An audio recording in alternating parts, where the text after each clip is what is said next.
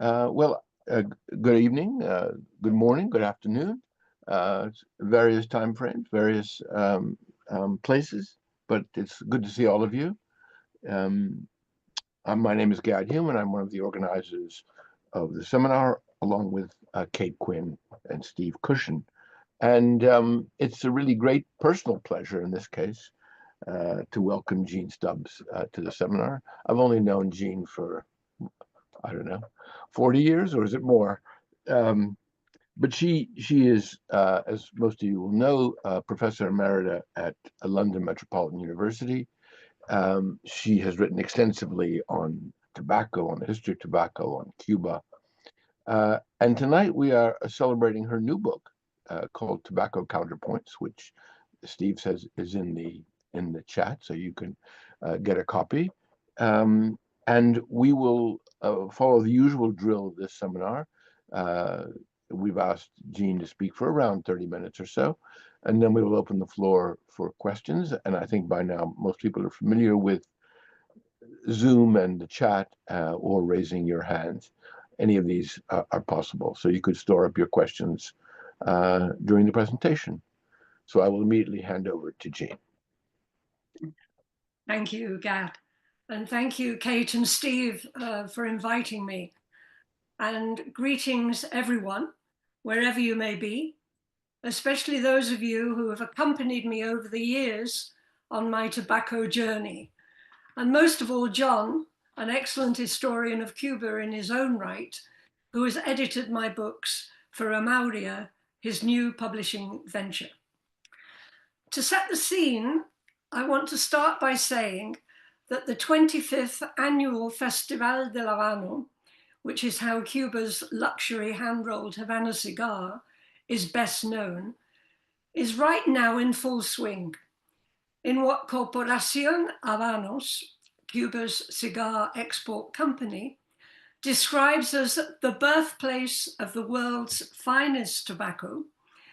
Cuba's cigar export company, this year's festival pays tribute to three iconic brands: Cohiba, Achioupman, and Romeo y Julieta. The festival officially opened yesterday evening, themed in red. I think you must have known that, Kate, because you're in red this evening. To launch Romeo y Julieta Amantes. Amantes, for those of you who don't speak Spanish, is lovers. So Romeo and Juliet lovers. And it will close on Friday with a gala evening launching the new Cohiba Behique 58, each cigar of which would today set you back hundreds of US dollars or British pounds. There will also be the customary auction of designer humidors that would set bidding collectors back millions. At the festival press conference, Corporación Habanos reported 2024 revenues totaling $827 million, a 16% growth over 2023, and attributed this to the international recognition for Habanos' unique origin, the prestige of Habanos brands, and the passion of everyone involved in the fascinating world of Habanos. The corporation itself is formed of joint ventures with companies across the world, and there is a distributor, Casa del Habano franchise network, across 130 countries. In 2024, the markets that most contributed to the growth in sales revenue were China, Spain, Switzerland, the UK, and Germany. Europe was the market leader, accounting for 54% of sales value, followed by Asia Pacific with 24%, while the Americas accounted for 12%, and Africa and the Middle East, 10%. Among the new global and regional cigars launched last year, was the Trinidad limited edition for the UK here last summer. The launch closed with a high-end affair like those at the Havana Festival, this time at London's Victoria and Albert Museum. There was a gala dinner and charity auction of 5 unique cigar humidos, the proceeds of which run into the hundreds of millions of dollars donated to the Cuban public health system, as are the proceeds of the Havana Festival each year. It won't have escaped your attention, or shouldn't have, as it hasn't mine for many years now, that this has to be one of history's ironies.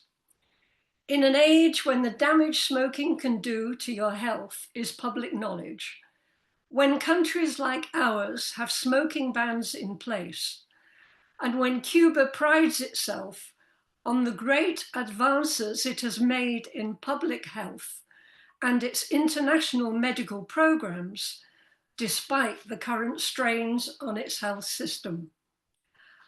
I wanted to start this way to preface the incongruities I have faced in much of my tobacco research, starting with the fact that I am not a smoker, never have been, and as a lifelong asthmatic, I can't spend too long in the many outside cigar lounges that have multiplied in hotels, restaurants and bars here in London since the smoking ban came into force almost 20 years ago.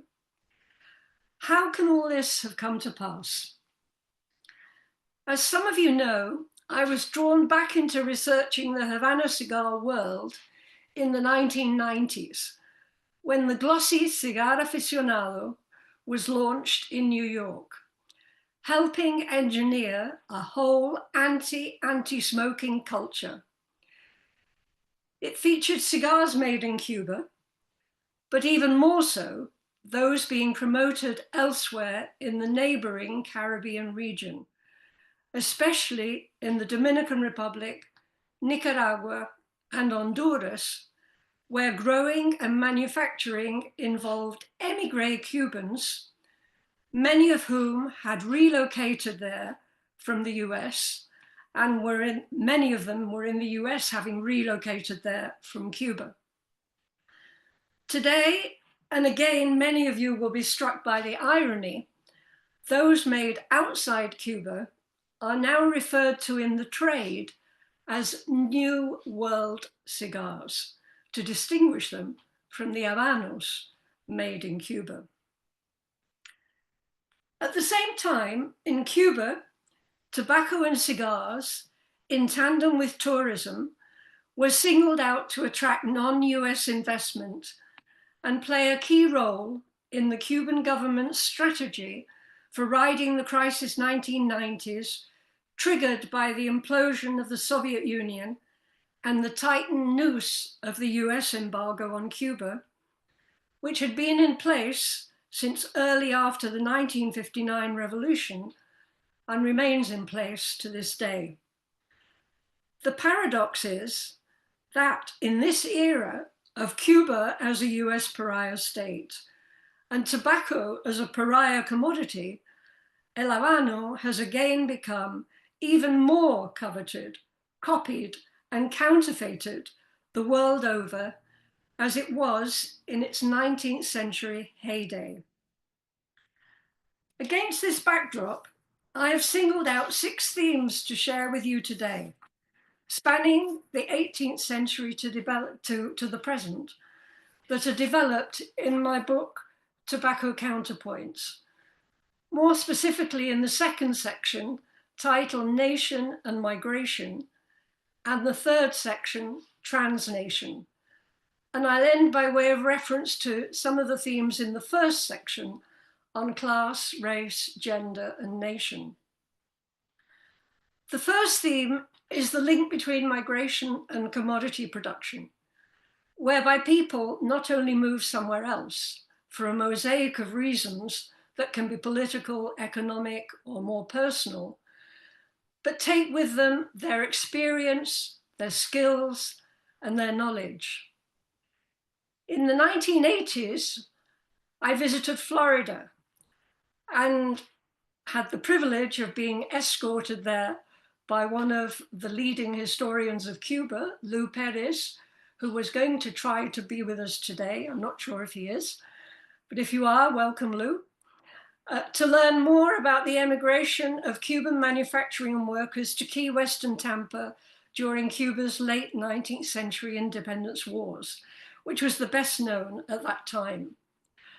I visited Florida again many times, researching new tobacco areas in North Florida and Georgia, aided by colleagues, and I saw Richard Phillips is here, who was the librarian at the University of Florida, and Lisandro Perez, who has himself written about tobacco more recently, who was then the director of the Cuba Research Institute at Florida International University. And Lou Perez, of course, was at the University of South Florida at that time. Before all that research on, my own research on Florida, though, I had the opportunity to research a less known migration to Jamaica during that same period of the 19th century, which had led to the founding of Jamaica's cigar manufacturing. Developments in the 1990s then led me to reconceptualize the classic counterpoint of tobacco and sugar by Cuban ethnographer Fernando Ortiz by tracing counterpoints within tobacco itself, initially in the surrounding Caribbean region, especially the history behind the Dominican Republic becoming the new epicenter of offshore Havana cigar production. This leads me to my second theme, which is the importance of comparative history to understanding defining moments in the history of the Havana cigar. I have for many years now formed part of an Iberian tobacco historians group, and some of whom I think might be with us, and was tasked with researching a Cuban, Dominican, Puerto Rican comparative optic on the 19th century, which is above all the century of the cigar. The 20th century would of course become the century of the cigarette, but the 19th century became very much the century of the cigar, overtaking snuff and pipe tobacco. Spain had earlier privileged Cuban tobacco and imposed a century-long imperial monopoly from 1717 to 1817. The Spanish attempt to establish a Dominican monopoly came much later, in 1763, and only lasted until 1796. And in Puerto Rico, it was even later and more short-lived, from 1785 to 1794. In all three territories, there were limitations on the Spanish monopoly, and in the Dominican and Puerto Rican case, a strong counter-economy linked to Dutch and German trading companies operating through neighboring islands, with the Puerto Rican monopoly from the outset being a franchise to a Dutch private company.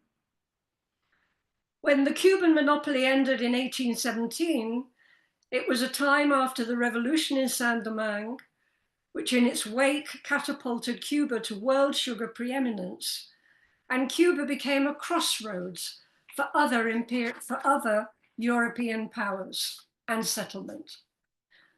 By the end of the 19th century, US monopoly corporations would make significant inroads in Cuban, Dominican, and Puerto Rican tobacco, and a 20th century Dominican state tobacco monopoly was later established under the Trujillo dictatorship.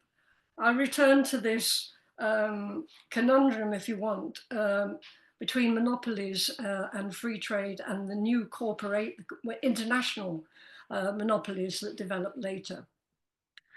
The history of these three Hispanic Caribbean territories links to a third theme, which is a whole transatlantic Iberian tobacco system that developed, which in the Spanish case can be encapsulated in Canary Islands history vis-a-vis Cuba. The Canaries are situated off the coast of Africa on Spain's route to the Indies and were colonized by Spain early, in fact, before the Americas were colonized. Canary Islanders early became key to Spain's settler colonization of the Americas, especially featuring in Cuban tobacco. They were the peasant growers who in early 18th century rose up against the impositions of the Spanish monopoly. There were three uprisings of the vegueros, as they were known at the time. And it was there, and they, during slavery in Cuba, which continued until 1886, primarily in sugar, but also in tobacco, as we now know much better, where the Canary Islanders, the growers, were even described as white slaves of Cuba by a leading Canaries historian, Manuel de Paz Sanchez. And I can come back to that after in terms of the conditions under which the peasant growers found themselves in the monopoly period and the post-monopoly period. After the Spanish monopoly was ended in Cuba in the early 19th century, and in the Canaries de facto in the mid-19th century, when the Canaries were given free port designation by Spain, Canary Islanders in Cuba would take their tobacco knowledge and skills back to develop tobacco in the Canary Islands, and in later years would become known as the swallow migration, toing and froing to work the harvests in both Cuba and the Canaries, a real transatlantic labor system. More broadly, a fourth theme I wanted to signal is the political and economic context of global transimperial connections. These have been evidenced in our Commodities of Empire British Academy research project, which has been ongoing for almost 20 years now, and its offshoot Global Tobacco Historians Network, some of them who are here today, and can be framed in what I and my colleagues Alexander van Rickeren and William Gervais Clarence Smith have come to conceptualize as tobacco's second globalization from the late 18th to the late 20th centuries in our recently co-edited book, Tobacco in Global Perspective.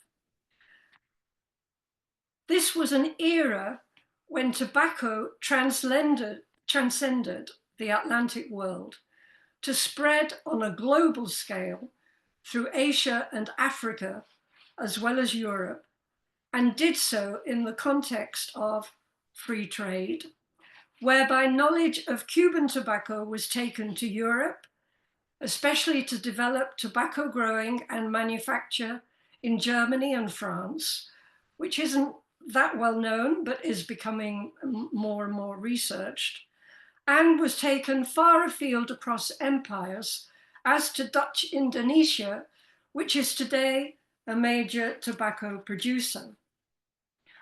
My work on Indonesia led me to think beyond the Black Atlantic and to look more closely at coolie labor in the context of slavery and global labor history debates, which we might want to return to later. And two of my colleagues from that period, Ratna, who works on Indonesian tobacco, and Katinka, who works on Indian tobacco, I think are here with us. Then, as in the Cuban, Dominican, and Puerto Rican case, in the latter part of the 19th century, tobacco fell increasingly under international tobacco cartels, such as, in the early part of the century, American tobacco, British American tobacco and imperial tobacco, or parastatals, monopolies, parastatal, emerging from the crown monopolies really, such as the Spanish tabacalera or French régie, dominated by the mass production of cigarettes by then, though none were able to really impose themselves without spirited local resistance in defense of local products across the world. The late 20th century, tobacco bans notwithstanding, would then witness a third tobacco globalization of unprecedented levels, of which the recent chapter of my cigar story is but a small part.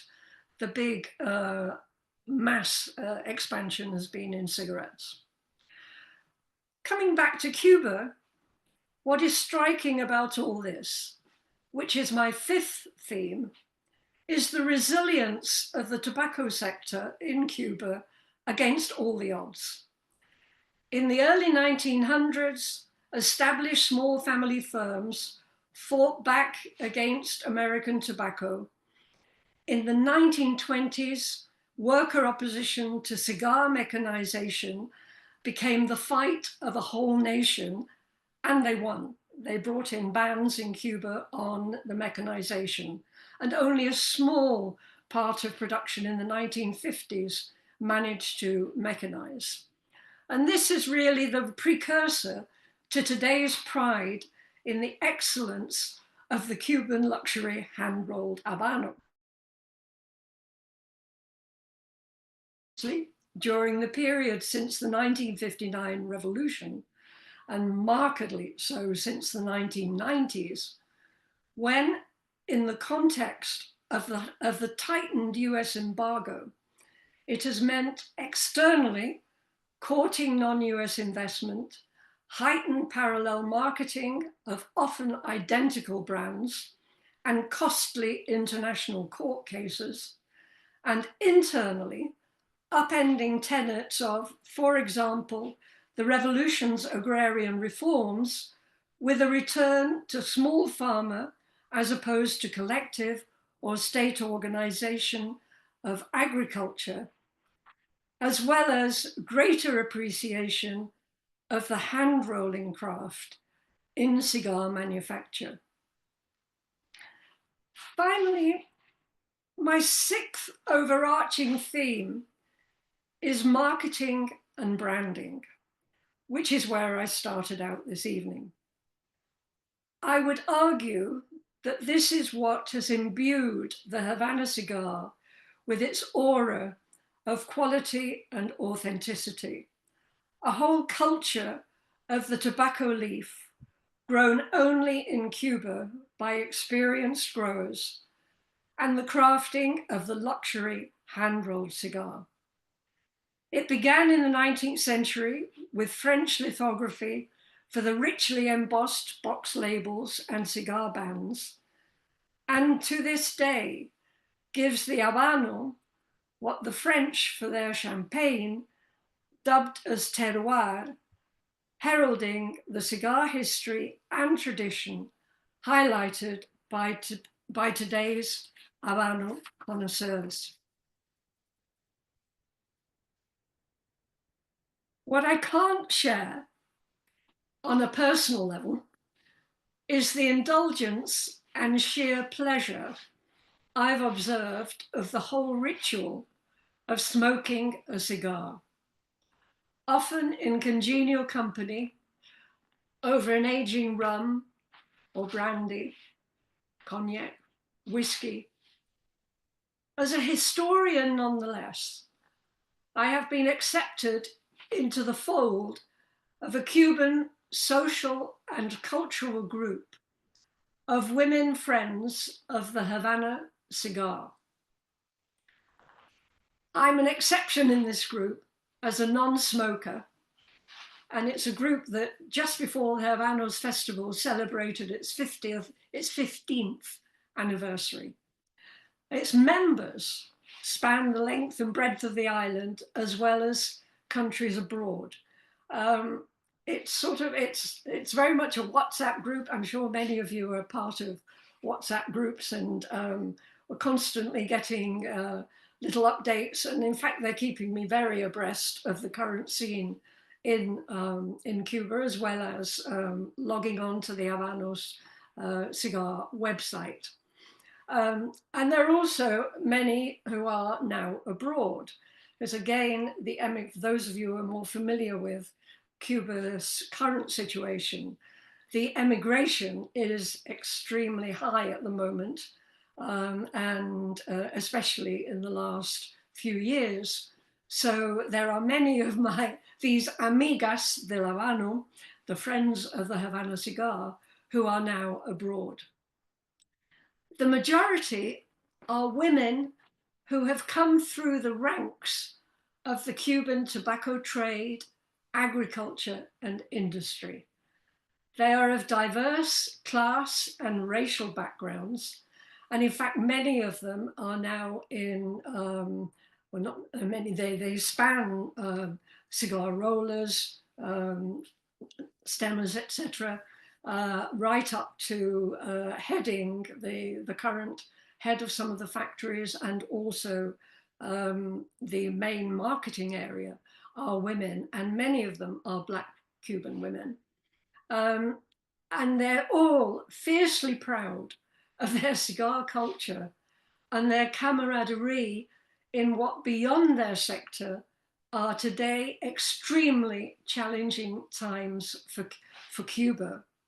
And for me, this is, as someone who's worked on class, race, and gender, this is extremely gratifying in a scenario that in Cuba is extremely worrying at the moment, that so many of these women should now be coming to the fore and if you want, carrying the cudgel in a new way.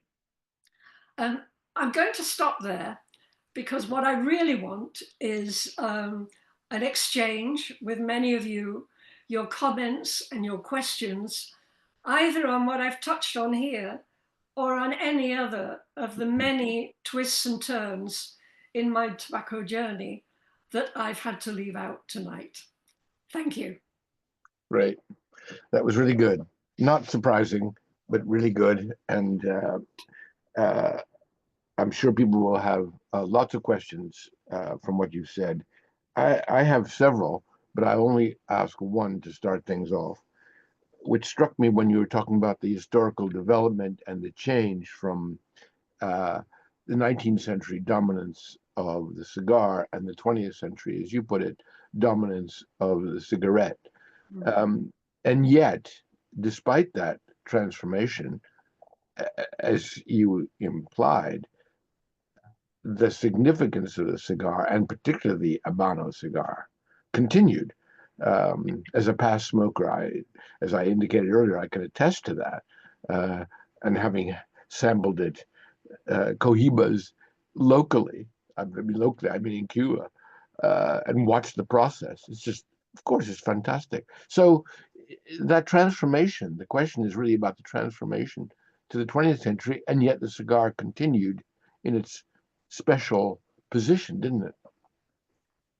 I know. I couldn't have been more taken by surprise. When I finished the book Tobacco on the Periphery, I thought, I saw Cuba as being condemned to the margins in the tobacco world. And in many ways, it was tobacco on the periphery. But the interesting thing for me about this, the Havana cigar, and especially, it's catapulted me into this world of the luxury products. I mean, we are in a consumer world. And in fact, there's quite interesting historical work now being done on how consumption is driving a lot rather than production. So there's an interesting debate there. In the case of the cigar, I think there's also a whole history of emotions and pleasure, as well as luxury products that help explain this. But it's also tied up with this the engineering of these products. I mean, I'm always having to grapple with the image that's created, the marketing image that's created, and the realities of producing it. I mean, we all know about sweatshops around the world producing, you know, counterfeit designer goods. But what fascinates me with the cigar is the extent to which the mystique is part of the pleasure that clearly the smokers have. And it's part of the pleasure, I confess, that I have as a historian of this. You know, I'm constantly smiling, you know, thinking, how can this be? How can people be paying this amount for one cigar? How can, you know, but they are within this world. So that's a very convoluted non-answer to your question, actually. Yeah, it's very interesting. Uh, I haven't paid those sums personally, but I can attest to the quality of those cigars. There's a question from Brigitte, which is thank you very much, and uh, she wants to know more about the international court cases, which you mentioned. Yeah, I haven't actually, I confess I haven't followed them in too much detail. Um, the point, the cases that were brought were initially around brands that had been known in Cuba, and the owners of the brands had left Cuba, and then they were contesting Cuba having the right to market them, and Cuba was contesting the owners having left, saying that what made the brands was the tobacco in Cuba. And although the owners could say they had the workers, they had the brands, they had everything else, what they couldn't have was the tobacco that was grown in Cuba. But the cases, there were there have been cases in the US, cases in Spain. The way in which several of them were resolved was actually through the whole international cartels who and the investment, the foreign investment in Cuba. So to give you an example, the tabacalera, which is the continuator of the Spanish monopoly, the crown monopoly, created altares with the French regime, with Ceuta. And Altares had Altares Cuba, which was a joint venture with Habanos in Cuba, and it also had Altares USA. And it managed, the company managed to deal with those brands. So you have a very complicated structure of, say, a patagas that might be made, it was at one point made in the Dominican Republic or in Jamaica or in Nicaragua, and the patagas that's made in Cuba. And they have parallel markets now. So in the US, you cannot get the Cuban made ones. And outside of the US, you can get the non-Cuban made ones, but it's all been it's been managed at an international level. Cohiba was an interesting case that fell outside that, in that for those of you, though some of you will know the story of Cohiba, that it was initially produced only for Fidel Castro because there had been attempts on his life through poisoning a Havana cigar. Mm. So it was a highly secure operation. Then these cigars started to be gifted to diplomats, visiting dignitaries, and word got out. And then in 1982, when Fidel Castro gave up smoking, Cuba began marketing it. But they hadn't patented it. So in the US, very quickly, it was patented. And then another battle emerged on the Cohiba front. So now you have a really complicated situation. You have Cohibas made outside Cuba in factories, Cohibas counterfeited outside those factories, Cohibas made in Cuba, Cohibas counterfeited outside those factories, and so on and so forth. But it's like the parallel in the rum industry is, of course, Bacardi and Havana Club. But it's simpler because it's one brand, whereas the Cuba one, it's all the brands that have been disputed, if you want. So when you look at a cigar now, you need to know, because it'll probably market it as if it's a Cuban one. You need to know, does it say made in Cuba? Does it say made with tobacco that comes from Cuba? If not, it's one of the others.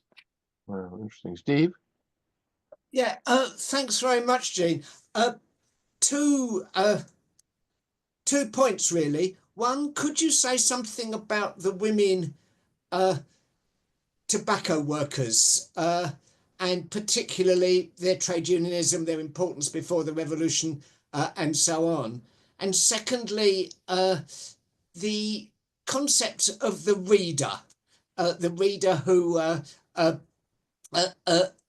read to the workers while they worked in the factories. I mean, that seems to me to be almost a unique sort of working class experience. So if you could mention something about those two things, I'd be grateful. Yeah. When I started out doing my research, the whole reason for me starting to look at tobacco in Cuba was labor history. I was interested in the labor history, and I was pointed in the direction of those militant tobacco workers. And the kind of image, if you want, that had gone down in history at the time, and I'm going back years now, was of a sort of rather male aristocrat of labor. And I was finding something very different. The working class in the tobacco sector became progressively more racially diverse. The majority of the workforce were women in the stemming sector, not in the cigar rolling sector, at least not in the big factories. And I found this really fascinating in terms of what had gone down in history and what I was discovering. The second thing about the reader is, again, this has gone down in history as a male reader, and it was largely a male reader. And today, one of the interesting things is that many of the readers are women, and many of them are Black women. And again, this for me, in terms of the labor history, if you want, and what I'm struck, even in the WhatsApp group that I'm part of, the Amigas de La Mano, is that constantly they'll be coming up with references to the history of key figures in the labor movement before the revolution and since the revolution, who had been important in their lives and who are important to Cuba today. Sort of keeping that memory alive, which also goes back to this whole, how question of how I interpret that culture, that history. Is it more about the culture that's being created, the pride that's being created through the struggles, and that whole thing of the 1920s, when what is essentially, you could, in this context here in the UK, think of it as a Luddite reaction to stop the mechanization of production. They hadn't stopped it in the cigarette sector, but in the cigar sector, they were really stopping it. And it really did become a national issue. And it was, public opinion was with them. The cigar was special to Cuba. So there's an ethos there that becomes, that almost becomes the dominant story, if you want. Good. Great. Kate? Thank you, Jean. That was great. I had two questions as well. One which relates to what Steve had asked you about labour, which you've already begun to answer. So I was going to ask a bit more about the kind of labour structures or the division of labour within the Habano or the tobacco industry and how that related to things like gender and race and so forth. So in terms of the field labour, factory labour and so on, and which you've already begun to answer.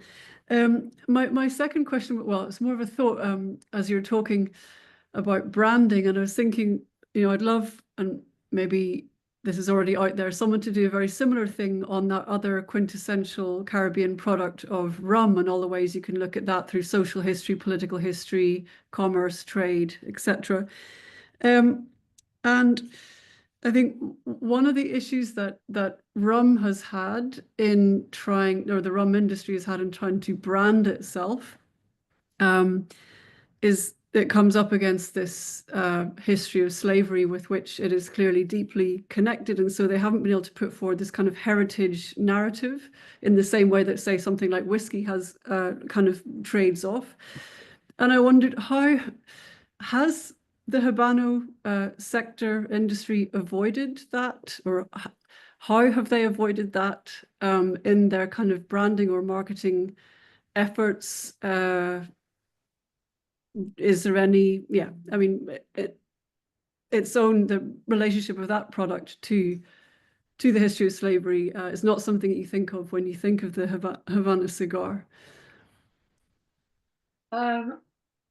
Why don't I start with that one first, because it's very interesting. Until relatively recently, I think the main turning point was around 2016 with the publication of Enrique Lopez Mesa's book, a Cuban historian, late Cuban historian, book on El Mito. It was, what was its title? El Mito de la Esclavitud y el Tabaco, something like that. His was the first real research that had been done in depth in the archives to show that there was slavery in tobacco. Those of you more familiar with the work of Fernando Ortiz on the counterpoint, one of the key elements in his counterpoint is tobacco's the tobacco, the slavery in the sugar sector, free labor in the tobacco sector. And it really seems to be the case that slavery was not predominant, but nonetheless, in the 19th century, there were plantations, certainly in Pinar del Rio, where there were significant numbers of slaves. Now, if you compare it to how many slaves went into the sugar sector, it's minimal. But if you compare it to, say, elsewhere down the island, or even a period before or after that, those early to mid decades of the 19th century, then it's present, it's there. But you're right, until I think it was probably early last year, someone who's in the marketing side here of, there's a company in London which handles exclusively the import of Havana cigars. And one of the comments was, at least it's not as bad as sugar because slavery wasn't involved. Yeah, which is what you're saying with the rum. It's not as bad. And I said, well, actually, there was slavery. And his face dropped, you know. I said, yes, there was slavery. And actually, they're now taking this on board as part of the history and asking me more. So it's an interesting one. I mean, I think it's still sort of slightly separate from it, so it can be marketed in that way. In broader terms, in the labor, when I'm talking about something like the Cuba Vehique 58, which they've launched this year, or the Romeo y Julieta Amantes. These are they're new shapes and sizes. They bring out new ones constantly, which then fire the imagination of collectors and smokers and create their own mystique, if you want, within the bigger mystique. And they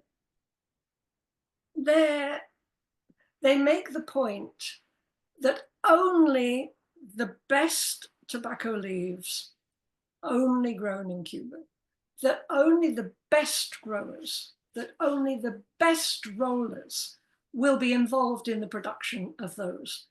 Now, it would take me or someone else on the ground to know whether that's true or not. But, you know, for example, I heard reference recently in a video, a marketing video, that only cigar rollers who are of the top 9th echelon in skills will be rolling these cigars. And that the Cuba Vehique 58 is unique in that it has 2 tobacco leaves that are unique to it, which don't get produced on all plants, which are the medio tiempo. Now, I don't know enough. I mean, I've done quite a lot of agronomy and all kinds of things, but I would have to be in the fields to know where these plants are that have these special leaves. But it's all part of how it's marketing. And in the labor history, there were the women stemmers were very militant, and they managed to insert themselves into the mainstream labor movement, obviously often challenging what could be a very male-dominated union structure. So it's interesting how there is that background by the time you come to the revolution. And after the revolution, there is a distinct move to employ women in the cigar factories as rollers and as readers, not only as stemmers, which was the traditional area that the women were in. In agriculture, it's more complicated because, and again, the small farmers that I'm talking of are the ones that are singled out as producing really good tobacco. There's a lot of tobacco grown in Cuba. There's still state-grown tobacco. There's still cooperative-grown tobacco. And also it goes into cigarette production as much as cigar production. So it's a much broader sweep. I'm looking at a very small fraction of the industry and agriculture. But on the small family farm, it's still very much a very traditional family structure. And even with the cooperatives, when they were formed in the late 70s and early 80s, they soon found that the women who'd supported them began to sort of retreat into the home. So that's a whole other story to be told. Okay, good. Lissandro, could you ask a question? Yes, thank you very much, Gene. It's great to see you and hear, as always, what you have to say about tobacco. Let me. I just have two points, two questions, really. Have you been able to find out a lot about what goes on in Cuba Tobacco? That is the process. It's important to keep in mind that the leaf doesn't go directly from the veguero to the cigar roller, right? It goes through. In the case of, I've done research on my grandfather's operation, who was precisely a processor and distributor and so forth.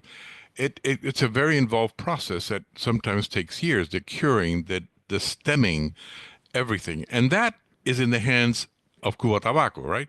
Still, it's a small veguero that produces largely the quality leaves, and you've got the individual work of the cigar roller, right? But what happens in between, and what was the transition from essentially a number of producers who produce that way with their particular set of steps for doing that, and then the transition to doing this with a state-owned enterprise, and how that might have led to a certain centralization, right, of all of those steps of the processing of the leaf. I do know that many of the what used to be the despalillos and the casas de escogida and so forth have closed, and apparently there's only a much smaller number left, which means that of course, these things are more centralized. And what's the impact of that? That's one thing. The second thing I was going to say is that, I know about the mystique and so forth, and again, it's still, I think that the best Cuban cigars are the best ever, but they have gotten a run for their money, and not only in the quality, because I'm not an assiduous cigar smoker. I smoke a Sunday cigar, as I call it. But when my supply from Cuba that I bring from Cuba runs out, I then go into the Honduran-based, Nicaraguans and so forth, and they're quite good. You're right, they're quite good. And not only that, Cigar Aficionado has those rankings, and the Cuban cigars have are frequently not the ones that are at the top, according to that. So in terms of publicity and advertising, they're also getting a run for their money, I think. Anyway, those are 2 points that I wanted to throw out there. Well, again, thanks, Lisandro, as always, and lovely. I mean, you coming from the tobacco sector yourself through your family. And I'm looking forward to reading your new book as well. I haven't. You're absolutely right in terms of the quality. And that's where I tussle with it as well. That you look at the ratings and it's very clear that some of those that are made outside of Cuba, and a lot of money has gone into this, into trying to create this quality and to replicate the crop, the seed, the conditions, the soil, the climate, as you and I know. So yes, they've had their run for the money, and I think and it depends, whether it was a good harvest year or not, whether they, what the conditions in general have been. But I think you're right in terms of that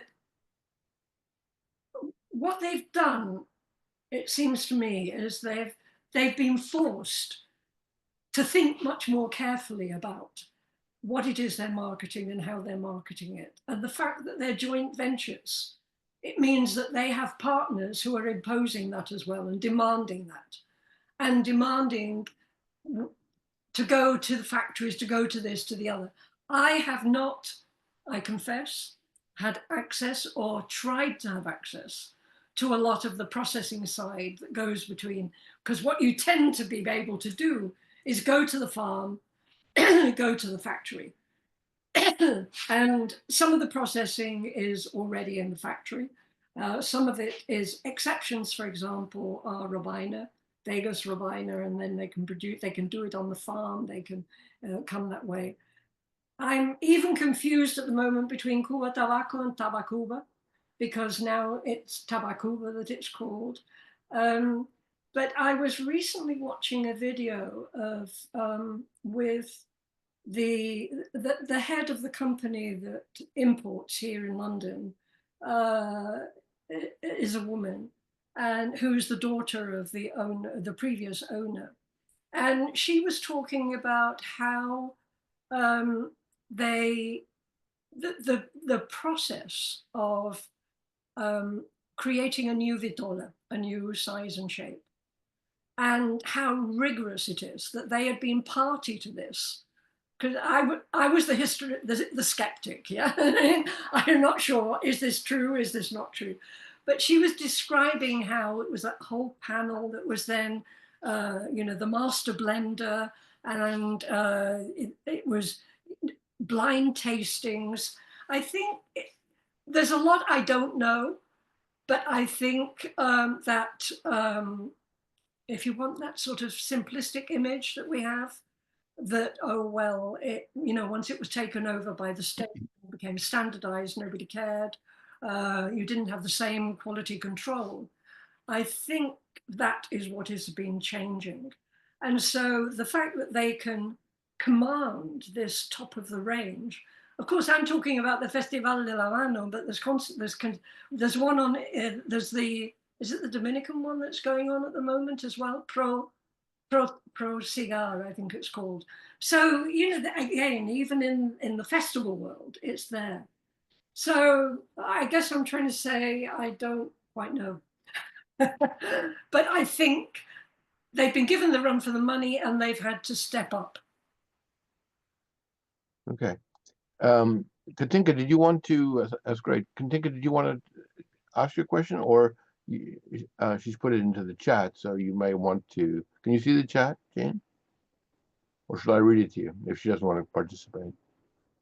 Sorry? So her question in the chat is related to the condition of peasants before and after the monopoly. Could you elaborate on this? Sorry, the which? The condition of peasants before and after the monopoly. Is what there's another question. Yeah, go ahead. Nobody talking about the Spanish monopoly. Yeah? When Was the it Spanish monopoly was introduced in 1717. Again, I'm out of my comfort zone when I go back that in time. I mean, I know much more about the 19th and the 20th century and now the 21st. And it's my work with the Iberian tobacco historians, who are mainly early modern historians, that push me back into thinking about that. But it is interesting that when the Spanish monopoly, when they tried to impose the monopoly, there were 3 consecutive uprisings of the peasant farmers against the monopoly. Charlotte Cosner's work on this is much more illuminating than I can possibly be in answering that question. So it might be worth referring to that. And she has a further question, which is quite interesting. Could you say more about the global pipe culture against the global cigar like Havana? Pipe culture, yeah, that's it. Yeah. Again, I mean, I've tried not to get too sidetracked by all the other. I mean, the pipe comes much more.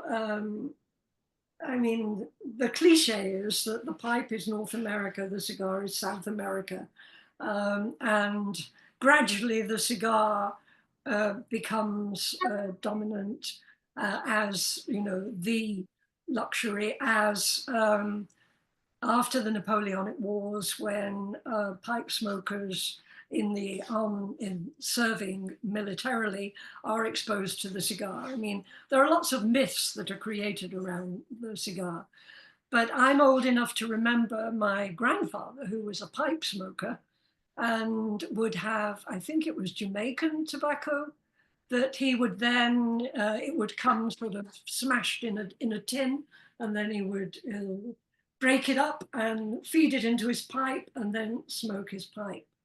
But if you look at, the centuries, the pipe gives way to the cigar more in the 19th century.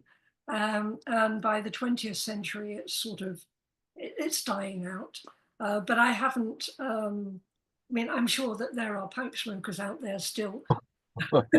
I mean, you just see in the stores that pipes can still be bought. Yeah. Okay, I think we're running out of time, but there are two remaining questions. One is from Julio Burgos. Can you mention Monte Cristo, Romero, Julieta, and Putnam cigars? Does that make sense to you? Can I mention them? That's what the question says. But maybe you already have. So maybe we should, if that's not a question, we'll ask if you want to comment on that, or combine it with the final question, perhaps from from Boris, who can ask his question if he's with us. Yeah. Yes, I am. Thank you. Thank you, Dr. Stubbs, for the presentation. It's amazing. I have one comment and one question about the slavery question in the tobacco sector. It happened the same with the banana sector in Cuba, the industry of banana in Cuba that have been, until now, have been like there was not a slavery on that industry, but I have actually found in the archive that they were production of banana with slavery as well as with the tobacco. My question is, this second globalization that you're talking about between 1870 and the 1920s around, do you found that the tobacco had the same like the same market as the sugar, like in the same area? It followed the sugar in this way, or is different that from the sugar kind of markets or typical routes, let's say, routes? Because I have found that in the bananas is different from the sugar, but it happened at the same time too. That would be my question. Thank you. Yeah, in the Cuban case, there's a time in the early 19th century when the western part of Cuba, Pinal del Rio, becomes the tobacco area, which is today considered the kind of the epitome of quality tobacco. But it starts being ousted from other areas that were sugar areas. So it was much more widely spread across the island, and then it gets pushed. And it happens that it's really good soil and climate and for the tobacco. But and it's in that area where the slavery comes in. I didn't mention another a colleague who's worked on slavery. I mentioned the Cuban historian, but there's a historian based in the US, William Gordon, who was coincidentally doing the research at the same time. They didn't really know each other or coordinate, but have come up, and he was concentrating specifically on the Pinal del Rio area. I think where the links can be made is that slavery becomes the predominant mode of labor, if you want, in numerical terms. So slavery imposes itself because sugar is imposing itself to such an extent, and then gets translated as well into other areas. So we know much more about slavery in the sugar sector than we do about slavery in any of the other sectors. And this one in tobacco is sort of a bit of a breakthrough. But this is, I'm not so sure to what extent this links to the second globalization point that I was trying to make. We're still kind of tussling with this idea because it's really combined more with the shift from the main trade being a transatlantic trade to becoming a global trade. So it shifts east, if you want, towards Asia and Africa. And at a time of free trade, which then morphs into, later in the century, in the early 20th century, into the large tobacco corporations. But it's a period in which the epicenter, if you want, shifts.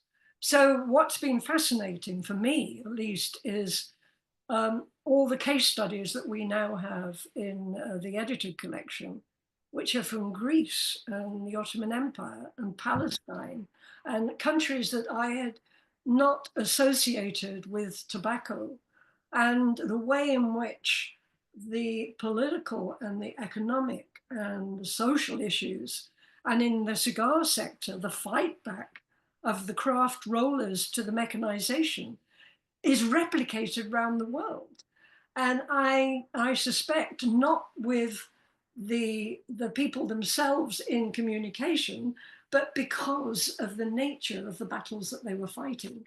But it's more of the questions once you get into global history. And in terms of labor, what I found really interesting in a lot of the global labor history is it's turned on its head the notion that you end slavery and you bring in a new form of wage labor. Now, of course, those of us who know anything about 19th century British labor history know that they consider themselves wage slaves. I mean, that was part of how they were fighting, and the Chartism and the rest. And part of the argument is that the model of labor under slavery was emulated, was copied and morphed into other areas, whether it's the coolie labor, quote unquote, or even forms of coerced labor, or even wage labor under very controlled conditions. So that debate is ongoing. Very good. I think we have worked you pretty hard. There are a lot of people who, as you can see, are grateful to you for the presentation. I think it was fantastic. I may be biased, but it was really great. And it's a fantastic subject, of course. So we are all very grateful to you for this really interesting seminar. I think it speaks volumes for the book, and I think we should all rush out and get it and read it. I did want to mention our next seminar, which is in 3 weeks' time on the 19th of March. So those of you who might be interested might note that the presenter is Jenny Bulstrode, and her topic is called The Cogs and the Wheels. But I did want to thank Jean again, and it was really great. And I think we all feel the same. So well done. And hope to see you soon, Jean. Thank you. Thank you, everyone.